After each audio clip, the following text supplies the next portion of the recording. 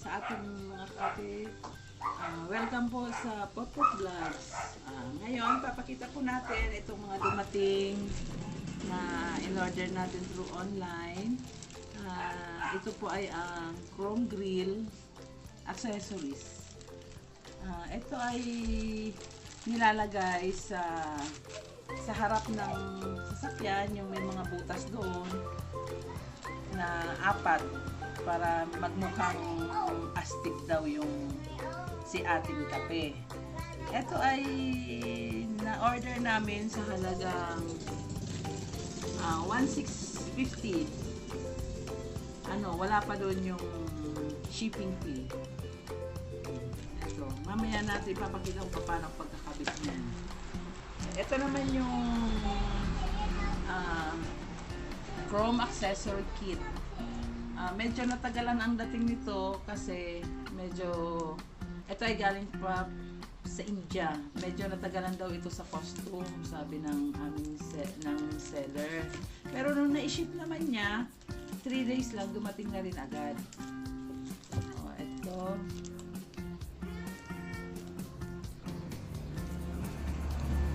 Ito ay nagkakahalaga naman ng 3,500. Ngayon, papakita ko sa inyo ito yung door handle cover. Meron tayong 4 na piraso. Tapos, indicator or repeater cover. Yung dalawa sa harap na may ilaw. Ito yung doorbell. May 4 na piraso din. Tail light cover, dalawa. At saka yung headlight cover. Titingnan natin. Hindi na namin pinakita yung pag-unbox niya kasi medyo pagdating niya, na-excite kami kasi medyo matagal nga. Kaya tinignan agad namin kung okay yung packaging. Pero okay naman, walang damage, magandang paka-package. At saka kompleto siya. Bali, pang 3rd time na namin itong order sa seller. Ito, meron na siyang nakakabit na adhesive, double adhesive, 3M. Try natin mamaya kung matibay ba siya, kung madikit, para hindi na tayo bumili pa na ulit ng pandikit. Pero sabi naman nila, matibay daw siya. Dikit na dikit siguro. Okay guys, try natin sa labas para makita natin kung ang pagkabit. Okay.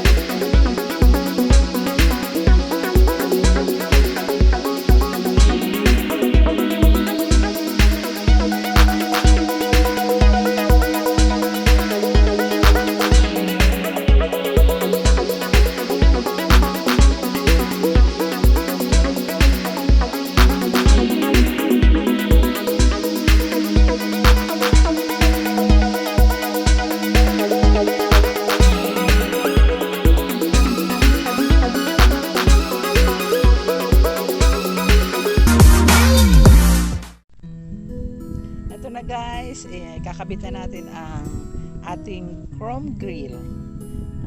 Nga pala, may mga numbers pala ito sa likod. Ayan number 3. Titingnan natin kung number 3 ay ito. So, titingnan natin kung mag-fit talaga siya sa number 3.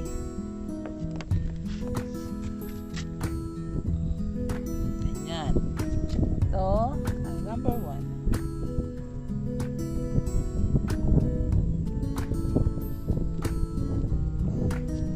Fit.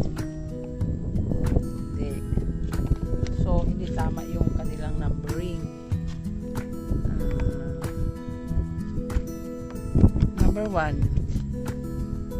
Kita nyo? Kita nyo guys? Ating mga okay ba ang number 1? And number 4.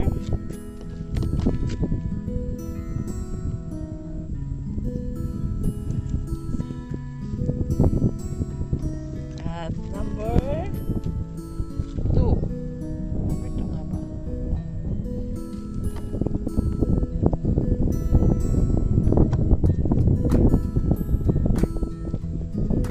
Eto kasi trinay na namin, buti hindi pa namin tinatanggal yung mga tape kasi hindi pala nag-fit talaga. Ngayon nirambol-rambol namin, pero hindi ko lang alam kung sa ibang mga supplier ay ganun pa rin o baka dito lang sa amin ang ganito na hindi talaga nagtatama yung numbering niya sa bawat slot niya. Ngayon yung number 1 nilagay namin dito sa number 3, ayun medyo nag-fit siya. Kesa naman yung number 3, tingnan nyo ang pagkakaiba. Sa number 3. Ang pagkakaiba, o tingnan nyo yung number 1 na supposed to be doon sa number 1 slot niya, ay nag-fit dito.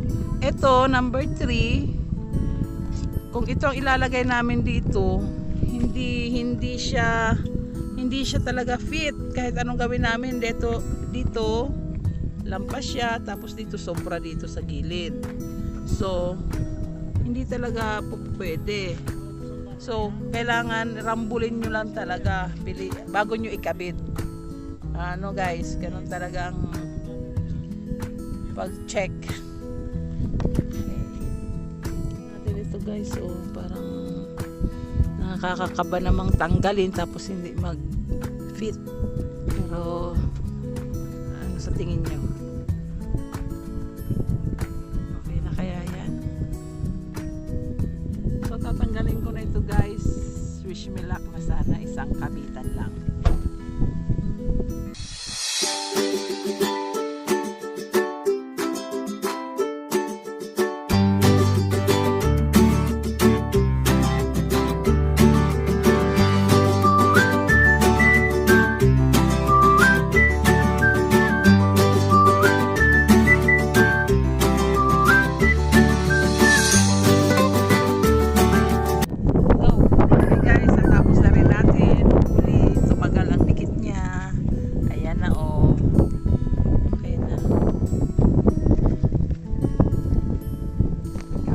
Ito na yung isusunod natin ikakabit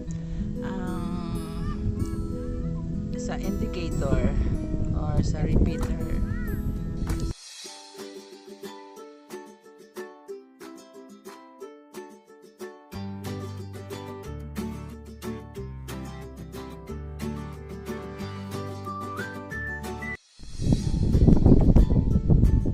Ito naman ngayon, ang sunod ay ang headlight, tapos sunod na ang taillight.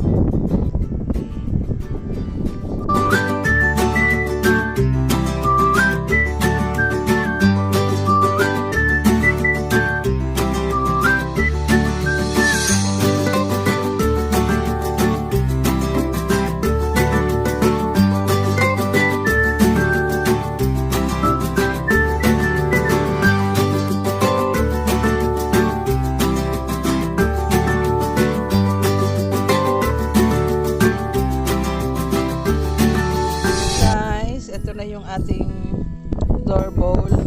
Nahirapan ang aking kalooban dito kasi hindi ko alam kung paano